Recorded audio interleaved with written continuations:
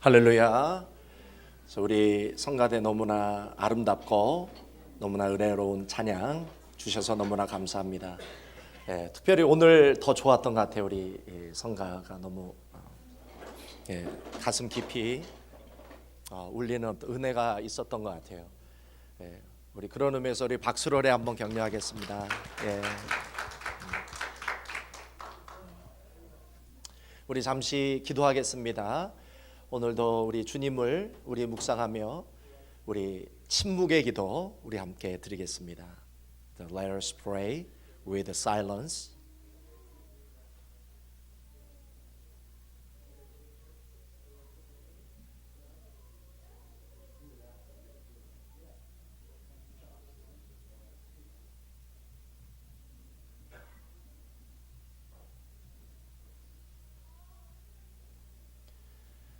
In the name of Jesus Christ, Amen.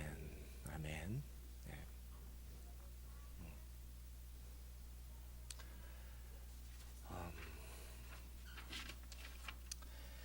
This service is simultaneously translated into English.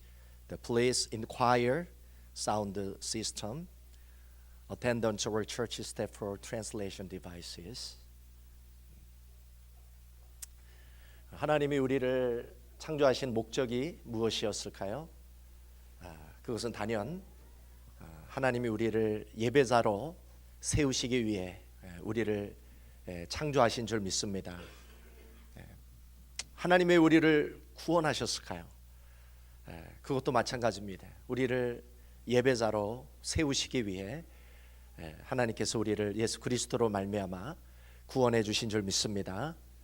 그런 의미에서 예배란 우리들의 삶의 한 부분이 아니라 예배란 우리들의 인생의 목적입니다.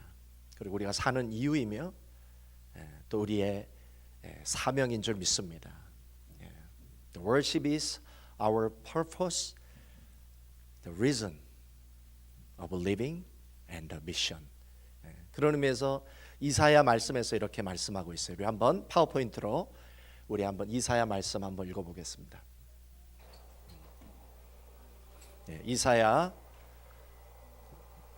43장 21절 말씀 우리 한번 읽어보겠습니다. 43장 21절 말씀 자 읽어보겠습니다. Let us read together. 시작. 이 백성은 내가 나를 위하여 지었나니 나를 찬송하게 하려 함이니라. 하나님이 나를 창조하시고 지으셨던 목적이 뭐라는 거예요?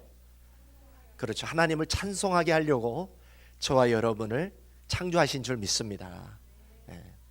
이것이 분명해야 된다는 것이죠. 오늘도 하나님께서 이스라엘 백성을 이집트의 왕 바로의 손에서 그 압제에서 이스라엘 백성들을 하나님께서 구원하라고 모세를 보냅니다. 근데 그 모세가 그 이집트 바로 왕 속의 압제 속에 있는 이스라엘 백성들을 구원하려고 했던 목적이 있어요. 왜 하나님께서 이집트 왕 바로의 그 손에 압제하고 있는 그 백성들을 구원하려고 했느냐? 오늘 우리 본문에 보니까 나를 섬기게 하기 위해서 그들을 보내라 이랬습니다. 또 다른 본문에서는 똑같은 출애굽기에서는 뭐라고 했냐면 그들을 내보내 그들로 하여금 절기를 지키게 하라. 또 다른 본문에서는 저들을 보내게 하여 나로 하여금 그들로 하여금 나에게 희생 제물을 드리게 하라. sacrifice를 하게 하라 이 말이죠. 절기를 지키게 하라, 나를 섬기게 하라, 희생을 드리게 하라 이렇게 표현이 되어 있는데 사실은 내용은 똑같아요. 그들로 하여금 나를 예배케 하라. 예배케 하라. 이 이스라엘 백성들이 이집트에서 나와서 광야에서 나를 예배하는 예배자로 세우기까지 나는 그들을 포기하지 않겠다. 나는 어떠한 값을 지불한다 할지라도 나는 내 백성을 예배자로 세우겠다. 나는 한치도 양보하지 않겠다. 실제로 바로왕이 이런 하나님의 말씀에 저항합니다. 순종하지 않습니다. 그랬을 때 하나님께서 바로왕에게 이 이집트에 재앙을 내립니다. 근데 언제까지 재앙을 내리느냐? 내 백성이 나와서 나를 예배케 할 때까지. 예배케 할 때까지. 우리가 예배자로 세워지기 위해서라면 하나님은 당신의 모든 것을 걸고 전부를 걸고서라도 마침내 우리를 예배자로 세우기를 원하시는 줄 믿습니다. 저와 여러분이 오늘 이 교회를 나와서 예배자로서 하나님께 예배드리기 전까지 우리가 알게 모르게 하나님이 얼마나 많은 값을 지불하시며 얼마나 많은 역사를 하시며 여러분들을 교회로 이끄시고 부르시고 예배자로 세우셨는지 우리는 깨달아야 될 줄 믿습니다. 그래서 우리가 예배자가 되기 위해서, 우리가 하나님을 찬양하는 자가 되기 위해서 하나님의 이 각오, 하나님의 결단이 이사야서에 기록되어 있습니다. 우리 이사야서를 한번 같이 또 읽어보겠습니다. 자, 이사야서 42장 8절입니다. 42장 8절. 제가 읽겠습니다. 나는 여호와니 이는 내 이름이라. 나는 내 영광을 다른 자에게, 내 찬송을 우상에게 주지 아니하리라. 여러분이 하나님께 바칠 영광이 있고 하나님이 기대하시는 찬양이 있는데 그것을 다른 사람에게 양보하지 않겠다. 이것이 하나님의 결단이에요. 하나님의 의지예요. 하나님의 각오인 줄 믿습니다. 그런 의미에서 예배는 우리의 취미가 아닙니다. 우리들의 삶의 옵션이 아니에요. 그것은 우리의 어떤 목적을, 우리의 꿈을 이루기 위한 수단이 아니에요. 예배는 그 자체가 뭐예요? 목적이에요. 우리의 전부예요. 저와 여러분이 예배자로 살아가고 있는 순간 여러분은 비로소 하나님이 우리들에게 주신 인생의 목적을 이루어 나간 줄 믿으시기 바랍니다. 이 자체가 완성이라는 것이죠. 예배를 드리는 그 자체가 우리들의 인생의 완성이라는 것이죠. 여러분 믿으십니까? 그런 의미에서 예배는 우리들의 삶이에요. 우리들의 삶의 전부예요. 예배는 우리가 기쁠 때나 우리가 성공할 때 그때도 드려야 되지만 우리가 실패할 때, 우리가 슬플 때도 이 예배를 드려야 될 줄 믿습니다. 우리들의 모든 희노애락 속에 여러분이 교회에 있든지 집에 있든지 직장에 있든지 길을 걸어가든지 여러분의 삶 속에서 여러분 존재 가운데 하나님을 향한 예배가 솟아나야 될 줄 믿습니다. 그래서 하나님이 우리에게 호흡을 주신 것도 사실은 기도하라고 호흡을 주신 줄 믿습니다. 물론 숨을 쉬라고, 그래서 살라고 하나님이 호흡을 주신 것도 있지만 더 깊은 영적인 의미가 있다면 이 호흡을 가지고 기도하라고 주신 줄 믿으시기 바랍니다. 그래서 시편에 뭐라고 나와 있어요? 호흡이 있는 자마다 여호와를 찬양할지라 이랬습니다. 호흡이 있는 자마다, 죽는 그 순간까지, 우리가 무덤에 들어가는 그 순간까지 우리는 하나님을 찬양하고 예배해야 될 줄 믿습니다. 창세기 8장에 노아가 하나님 앞에 단을 쌓고 예배를 드리는 장면이 나와요. 근데 이 노아가 8장에서 단을 쌓고 예배를 드렸던 시점이 언제인지 아십니까? 창세기 8장 20절에 보니까 하나님이 세상을 심판하시고 노아가 그 방주에서 나오자마자 하나님 앞에 단을 쌓고 예배를 올려드립니다. 여러분 한번 상상해 보세요. 방주에서 내려서 세상을 심판하신 이후에 하나님 앞에 단을 쌓고 예배를 드리는데 노아의 심정이 어땠을까요? 두 가지 감정이 교차했을 거예요. 하나는 하나님이 심판에서 나를, 내 가정을 살려주신 것에 대한 감사가 있었을 거예요. 동시에 여러분, 노아는 아담의 구대손이에요. 하나님의 아담을 창조하시고 나서 구대손이에요. 그러면 그 가족이 8명이었는데 노아에게 친척이 없었을까요? 노아에게 친구들이 없었을까요? 여러분, 단을 쌓고 예배를 드리는데 누가 생각났을까요? 하나님의 심판 속에서 죽었던 친척들, 친구들이 생각났을 거예요. 심판 이후의 예배란 노아에게 엄청난 슬픔이 동반한 그런 예배였다는 것이죠. 노아의 예배는 즐거울 때, 성공할 때 드렸던 것이 아니라 그의 가장 깊은 그 슬픔 속에서 하나님 앞에 단을 쌓고 예배 드린 것을 우리는 알아야 될 줄 믿습니다. 그 다음 아브라함이 12장에 보면 약속의 땅 가나안에 들어간 이후에 약속의 땅에 기근이 듭니다. 뜻밖의 어려움이죠. 그때 이 아브라함이 애굽으로 내려가요. 이집트로. 근데 그 이집트에는 물자가 많았어요. 음식이 많았어요. 거기서는 굶어 죽지 않죠. 그래서 약속의 땅을 떠나서 애굽으로 갔는데 거기서 어떤 어려움을 당했나요? 바로 왕이 아브라함의 아내를 빼앗으려고 그래요. 아브라함이 두려움을 느꼈어요.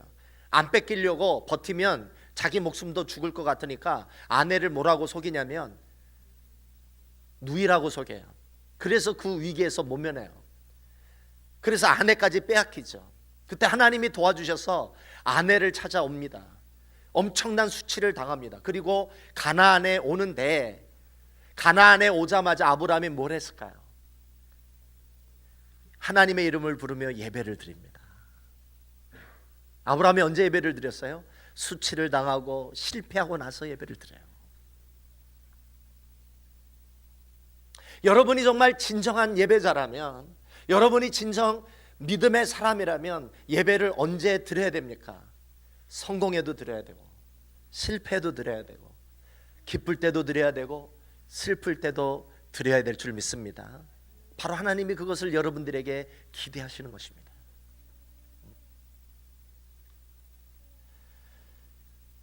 하나님은 저와 여러분이 참된 예배자가 되기 위해서 자신의 전부를 걸었어요.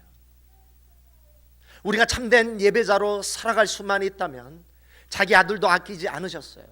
하나님이 저와 여러분을 구원하신 이유, 예수 그리스도 자신의 독생자를 십자가에 못 박고 죽인 이후에, 그를 제물로 바친 이후에 하나님이 여러분을 구원하셔서 여러분으로 하여금 하나님의 백성으로 살게 하셨던 가장 중요한 목적이 있다면 그게 뭡니까? 예배자라는 것이죠. 예배자. 그러므로 여러분은 이런 확신이 있습니까? 내가 하나님의 뜻대로 예배드리는 이 순간 나는 세상에서 가장 최고의 성공자라는 사실을 믿으십니까? 여러분 그걸 믿으셔야 돼요. 예배 이 자체가 목적이에요. 예배 이 자체가 이유라는 것이죠. 그래서 우리들의 관심은 무엇이 돼야 됩니까? 세상에 나가서 사업에 성공하는 것도 중요하지만 그보다 더 중요한 게 있어요. 예배에 성공해야 될 줄 믿습니다. 예배에 성공해야 돼요.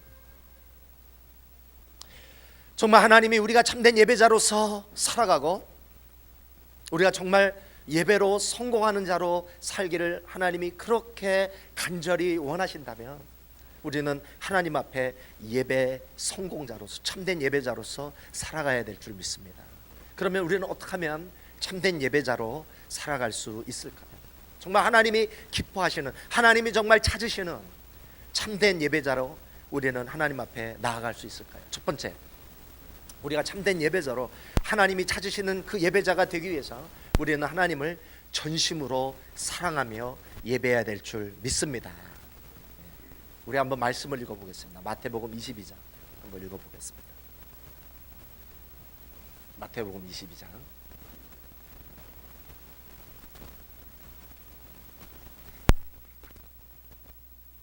네, 우리 읽어보겠습니다. 시작. 예수께서 이르시되 내 마음을 다하고 목숨을 다하고 뜻을 다하여 주 너의 하나님을 사랑하라 하셨으니 이것이 크고 첫째 되는 계명이요 하나님을 사랑하되 어떻게 사랑해야 된다고요? 그렇죠. 여러분의 전부를 걸고 사랑하라. 하나님을 예배드릴 때 어떻게 예배드려야 됩니까? 여러분의 전부를 걸고 예배해야 될 줄 믿습니다.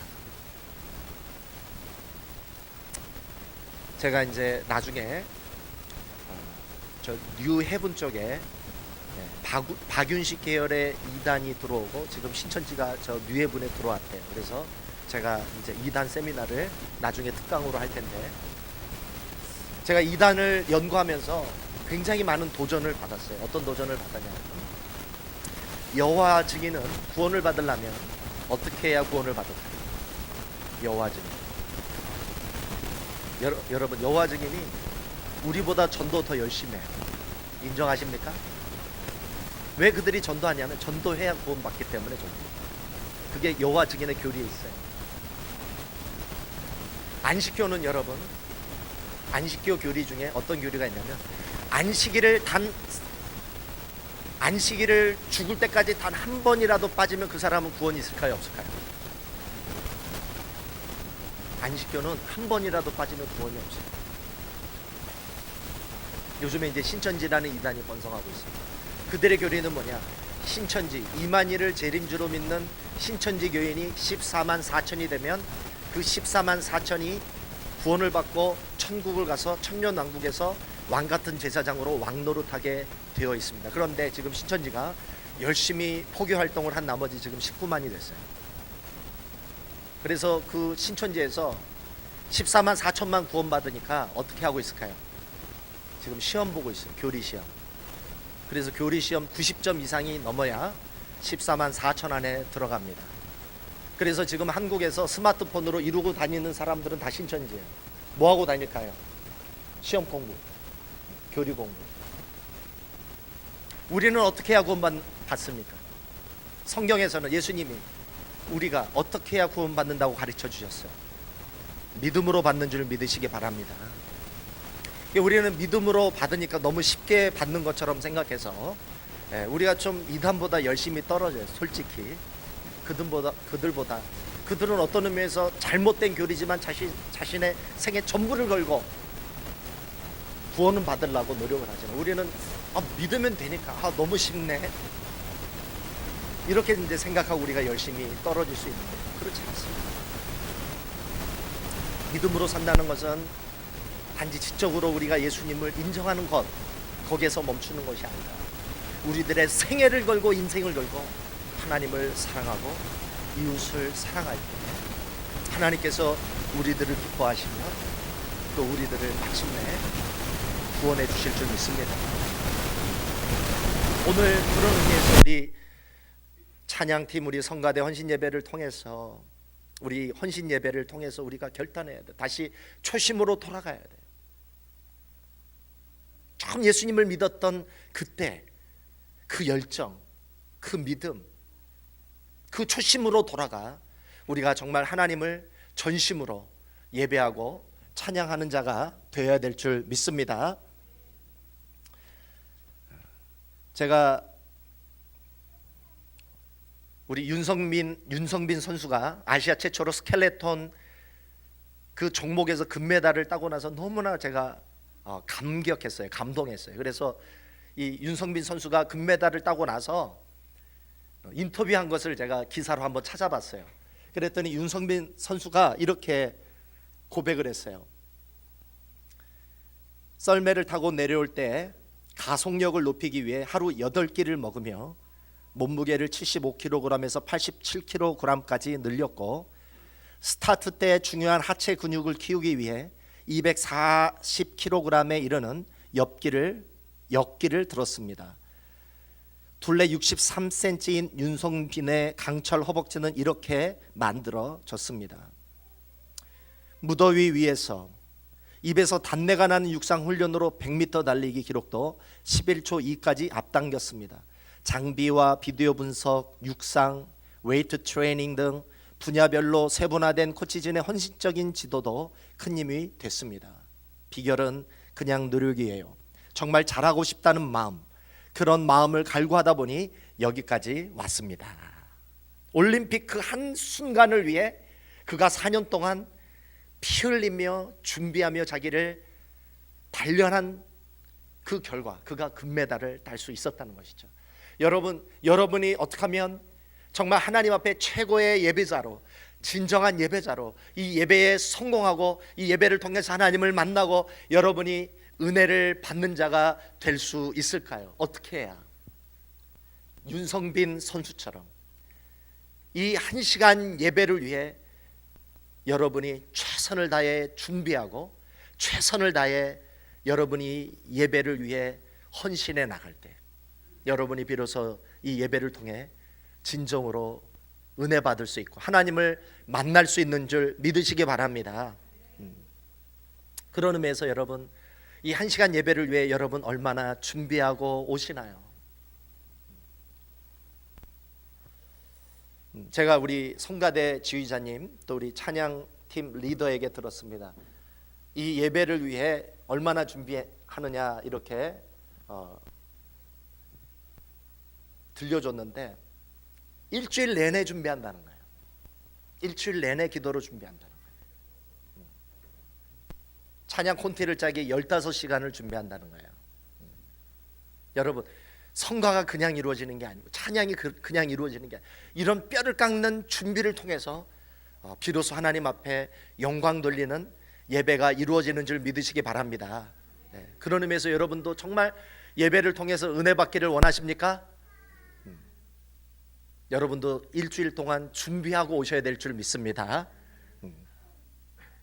최소한 우리가 11시 예배 드리기 전 10분 전에는 미리 오셔서 기도로 준비하십시오. 아멘 하면 하나님께서 복을 주실 줄 믿습니다. 토요일 날은 일찍 주무시기 바랍니다. 자, 토요일 새벽 예배는 되도록 나오십시오. 토요일 새벽 예배를 나와야 되는 이유는 주일 예배를 성공하기 위해 우리가 기도로 준비하는 것입니다. 여러분이 예배에 최선을 다하십시오. 여러분 캐톨릭에서는 우리 개신교를 뭐라고 부르냐면 프로테스탄트라고 부릅니다. 프로테스탄트는 뭐냐? 항거하는 사람, 개혁하는 사람이라는 것입니다. 우리 개신교의 본질, 우리 개신교, 우리 종교개혁을 하고 이 교회를 세우고 우리가 신앙생활하는 본질은 날마다 나 자신을 개혁하는 데 있습니다. 나 자신을 날마다 새롭게 하는 데 있습니다. 오늘 이 헌신 예배를 통해서 여러분 자기의 신앙생활을 한번 돌아볼 수 있기를 바랍니다. 자신의 마음을 한번 돌아볼 수 있기를 바랍니다. 그리고 우리는 초심으로 다시 돌아가야 됩니다. 다시 본질로 돌아가야 됩니다. 하나님이 원하시는 그런 사람이 되어야 됩니다. 우리는 새로워져야 됩니다. 새로운 각오를 해야 될 줄 믿습니다. 다시 영점 조정을 해야 돼. 그래야 비로소 우리는 하나님의 은혜를 받을 수 있고 새로워질 수 있는 줄 믿습니다.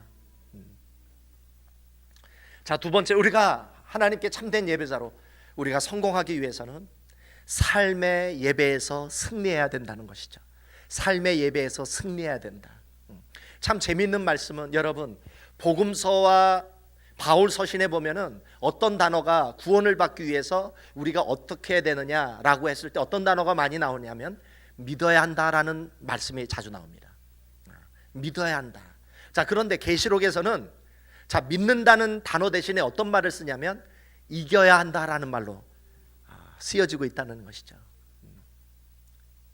복음서와 사도 바울 서신에서 믿는다라는 말씀이 계시록에서는 어떤 말로 통용하냐면 이기는 자야 된다. 이기는 자가 되어야 된다. 우리는 하나님의 심판대 앞에서 마지막 때에 어떤 자로 하나님 앞에 서야 구원을 받느냐? 이기는 자가 돼야 우리는 구원받을 수 있다는 것이죠. 믿으십니까? 그래서 계시록 우리 한번 말씀을 한번 읽어보겠습니다. 우리 박광수 집사님 계시록을 한번 읽어봅시다.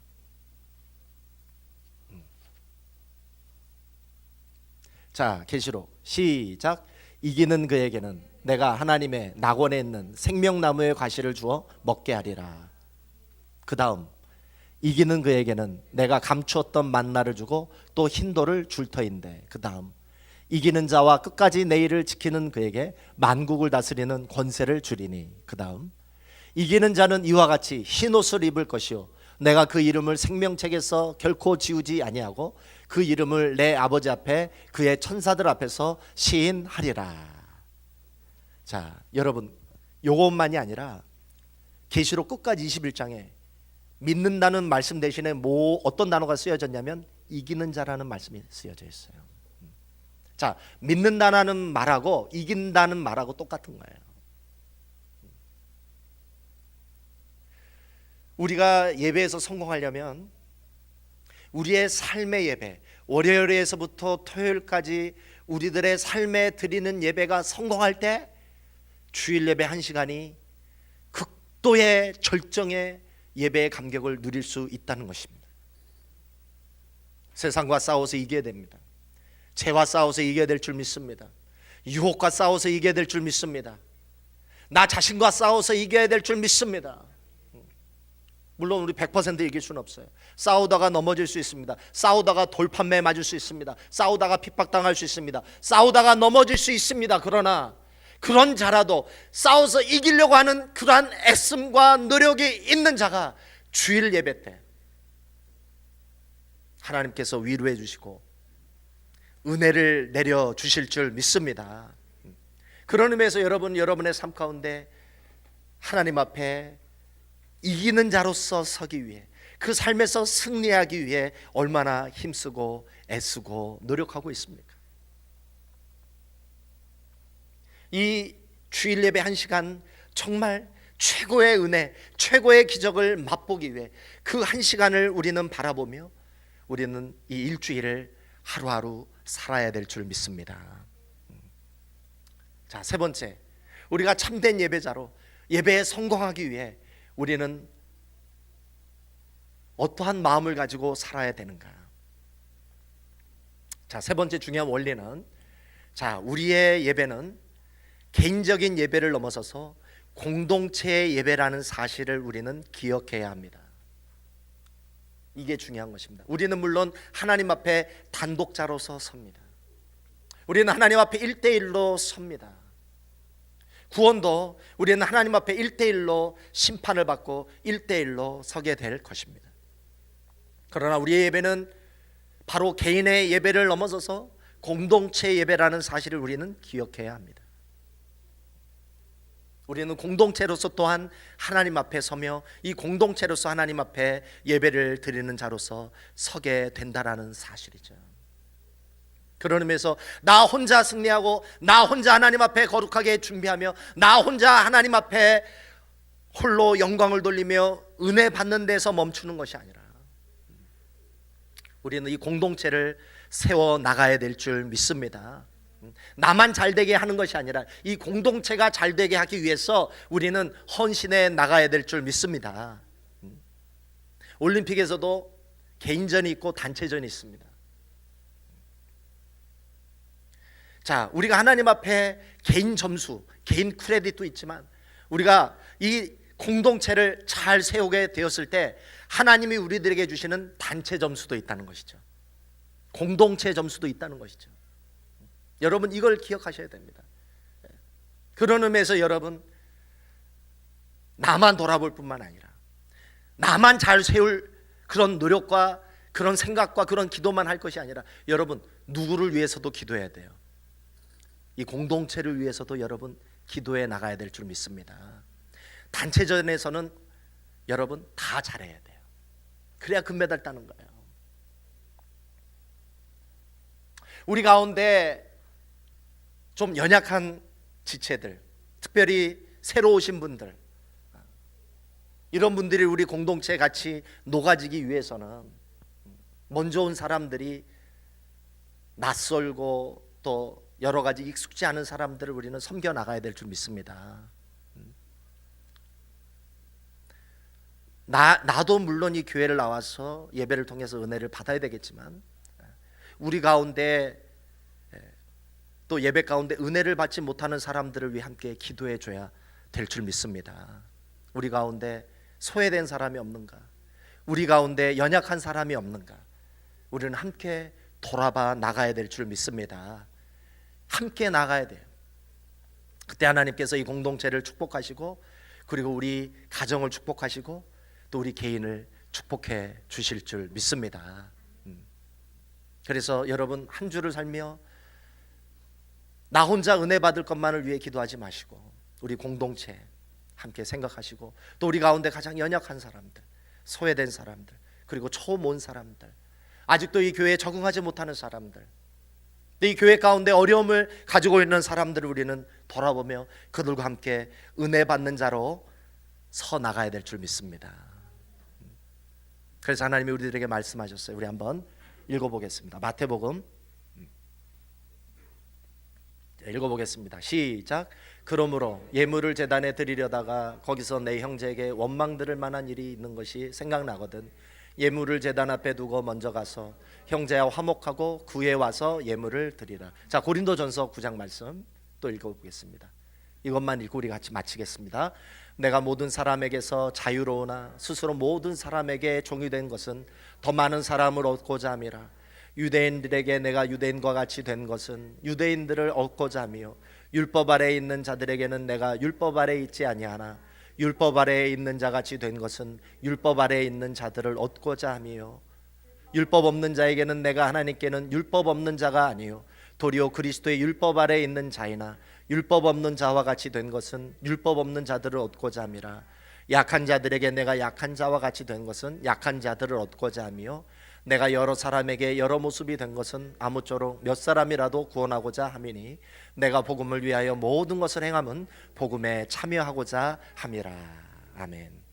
우리의 모든 관심, 우리들의 모든 애씀, 우리 공동체의 모든 노력은 연약하고 또 힘들어하고 특별히 새로운 사람들을 위해 우리 자신을 헌신하고 나를 내어주고 그들을 위해 섬길 때 그때 하나님의 사랑과 영광이 우리들에게 가득히 넘치게 될 줄 믿습니다. 우리 같이 기도하겠습니다.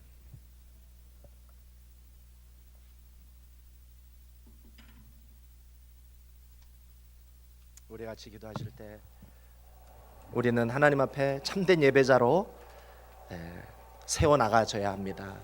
그러기 위해서 우리는 하나님을 전심으로 사랑해야 합니다. 우리는 삶의 예배 가운데 승리해야 합니다. 우리는 이 공동체에 헌신해야 합니다. 이 공동체를 위해 또 우리의 연약하고 또 소외되고 힘든 사람들을 위해 나를 드릴 수 있어야 합니다. 우리 함께 그런 자가 될 수 있도록 우리 같이 기도하겠습니다. 좋으신 하나님 감사합니다. 오늘도 아버지 찬양위원회 헌신 예배로 오늘 드리는 가운데 아버지 나의 믿음을 다시 돌아보기를 원합니다. 다시 초심으로 돌아가 아버지 하나님 전심으로 하나님을 사랑하는 자가 되기를 원합니다. 날마다 나를 개혁하고 날마다 아버지 나를 새롭게 아버지 세워나갈 수 있도록 인도하여 주옵소서. 삶의 예배에서 승리하는 자가 되게 하여 주옵소서.